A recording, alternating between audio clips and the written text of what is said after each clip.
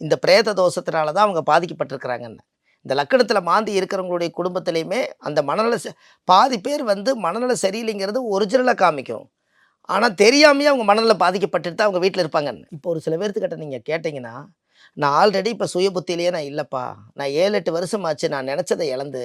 இப்ப நான் பாதி உருவத்தில தான் நான் இருக்கேன். எனக்கு பாதி மனநலம் சரியில்லாம இப்ப நல்ல புத்தியில நான் பேசலேன்னே சொல்லுவாங்க. ஆமா. ஜாதகம் பார்க்க வர்றவங்களே அவங்க சொல்லுவாங்க. ஏன்னா ஒண்ணுல வெக்ஸ் ஆயிருப்பாங்க. அதுலேருந்து அவங்களுடைய மைண்ட் அங்கேயே இருக்கும்.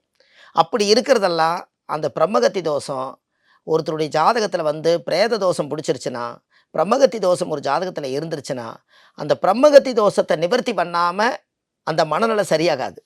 டாக்டர் கிட்ட போனா அப்போதைக்கு அந்த வைத்தியம் பார்த்து டாக்டர் மருந்து குடுத்துருவாரு.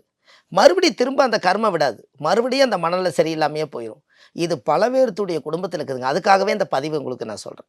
இந்த மனநலம் சரியில்லாம இனிமேல் அடுத்த பிறவிக்கோ, அடுத்த சந்ததிகளுக்கோ இப்படி மனநலம் சரியில்லாம ஒரு பைத்தியம்னு பேர் வச்சாங்க பார்த்தீங்களா? ஒண்ணுமே தெரியலேன்னு. அந்த மாரி இனிமேல் வரக்கூடிய குழந்தைகளுக்கோ, வம்சத்துக்கோ வரக்கூடாதுங்கிறதுக்காகத்தான் இந்த விஸ்வாமித்திர கோயில் போயிட்டு வந்தாங்கன்னா, அந்த மனநலம் சரியாயிரும்.